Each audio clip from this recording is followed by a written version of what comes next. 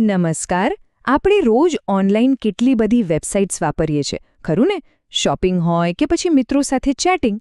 પણ ક્યારેય વિચાર્યું છે કે આ બધું ચાલે છે કેવી રીતે? મતલબ વેબસાઇટ્સ આપણી વાત સાંભળે છે કેવી રીતે? ચાલો આજે આખી પ્રોસેસને જરા નજીકથી સમજીએ. હા, તો આ જ છે આપણો મેઇન સવાલ. વેબસાઇટ સાંગળે છે કેવી રીતે? કારણ કે જુઓ, ઇન્ટરનેટ કંઈ વન વે ટ્રાફિક તો છે નહીં.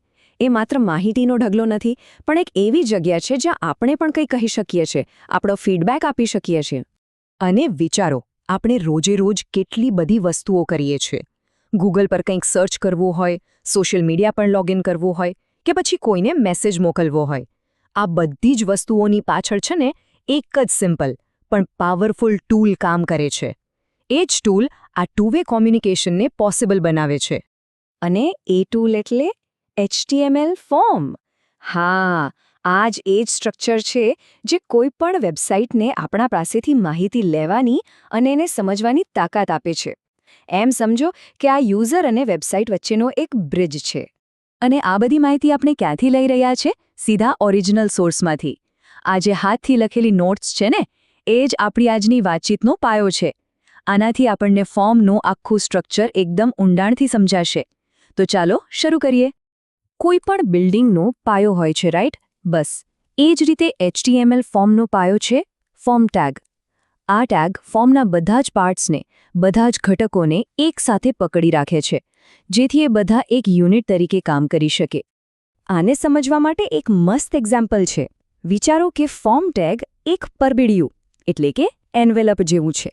જેમ આપણે લેટરની અંદરની બધી માહિતીને એન્વેલપમાં મૂકીને સાચી જગ્યાએ મોકલીએ છીએ, બસ એ જ રીતે આ ફોર્મ ટેગ પણ ફોર્મના બધા ઇનપુટ્સને એકસાથે ભેગા કરીને રાખે છે. હવે આ એન્વેલપ પર બે ખૂબ જ જરૂરી સૂચનાઓ હોવી જોઈએ. પહેલી છે એક્શન. આ સમજો કે આપણું એડ્રેસ છે કે ભાઈ આ ડેટા જશે ક્યાં, કયા વેબ પેજ પર. અને બીજી સૂચના છે મેથડ, એટલે કે આ ડેટા મોકલવાની રીત કઈ હશે.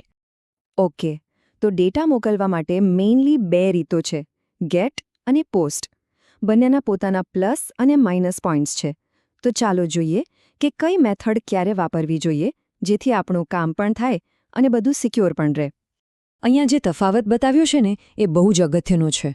જુઓ, ગેટ મેથડમાં શું થાય? ડેટા સીધો URLમાં જ દેખાય. એટલે સર્ચ જેવી નોર્મલ વસ્તુઓ માટે તો બરાબર છે, પણ જ્યારે વાત પાસવર્ડ જેવી સેન્સિટિવ માહિતીની આવે, ત્યારે પોસ્ટ મેથડ જ વાપરવી પડે. કેમ? કારણ કે એ ડેટાને છુપાવીને એકદમ સિક્યોર રીતે મોકલે છે. ઓકે, તો હવે વાત કરીએ ફોર્મના બિલ્ડિંગ બ્લોક્સની, એટલે કે ફોર્મ ઇનપુટ્સની. આ એ જગ્યાઓ છે જ્યાં આપણે ખરેખર આપણી માહિતી ભરીએ છીએ અને વેબસાઇટ સાથે વાતચીતની શરૂઆત કરીએ છીએ.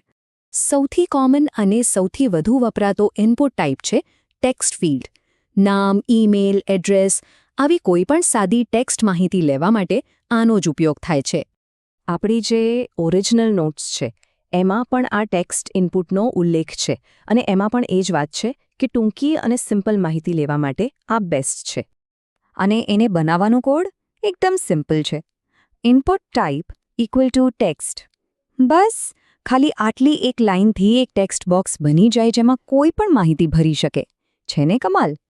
પણ હવે સવાલ એ છે કે એવી માહિતીનું શું જે સિક્રેટ રાખવાની હોય, જેમ કે પાસવર્ડ? તો એના માટે પણ એક સ્પેશિયલ ઇનપુટ છે જે સિક્યોરિટીને સૌથી પહેલાં રાખે છે. આપણી સોર્સ નોટમાં પાસવર્ડ ઇનપુટ વિશે પણ લખેલું છે. આની ખાસિયત શું છે કે તમે જે પણ ટાઈપ કરો એને એ ડોટ્સ કે સ્ટાર્સમાં બતાવે છે, જેથી બીજું કોઈ એને જોઈ ના શકે.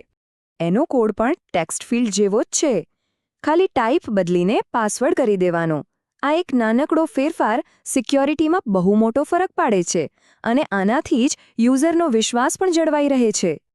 હવે ઘણીવાર એવું બને કે આપણી પાસે ઘણા બધા ઓપ્શન્સ હોય, પણ એમાંથી કોઈ એક જ સિલેક્ટ કરવાનો હોય, જેમ કે જેન્ડર સિલેક્ટ કરવું અથવા કોઈ સવાલનો જવાબ હા કે નામાં આપવો. આવા કેસમાં રેડિયો બટન્સ કામ આવે છે. આપણી નોટ્સમાં પણ આ જ લખ્યું છે. રેડિયો બટનનો મતલબ જ એ છે કે આપેલા ગ્રુપમાંથી ખાલી એક જ ઓપ્શન સિલેક્ટ કરી શકાય. આનાથી કોઈ કન્ફ્યુઝન કે ભૂલ થવાનો ચાન્સ જ નથી રહેતો. અને એનો કોડ છે input type is equal to radio. Simple. આનાથી યુઝરને એક ક્લિયર ચોઇસ કરવાનો ઓપ્શન મળી જાય છે. પણ જો એકથી વધુ ઓપ્શન સિલેક્ટ કરવા હોય તો શું? માની લો કે કોઈ પોતાની હોબી સિલેક્ટ કરી રહ્યું છે, તો એના માટે છે ચેકબોક્સ. આપણી સોર્સ નોટ પણ એ જ કહે છે કે જ્યારે મલ્ટિપલ ચોઇસની વાત આવે ત્યારે ચેકબોક્સ વપરાય છે. આનાથી યુઝરને વધારે ફ્રીડમ મળે છે. અને આ રહ્યો એને બનાવવાનો code. HTML input type checkbox.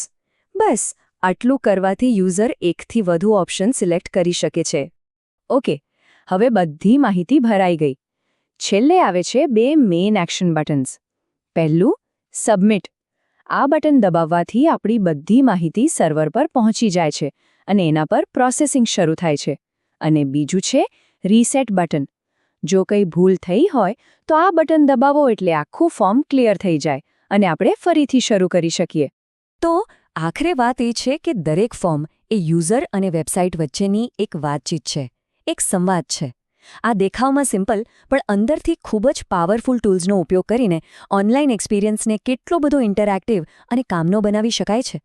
તો હવે સવાલ એ છે કે આ બધું જાણ્યા પછી કેવા સંવાદો બનાવવાનો વિચાર આવે છે?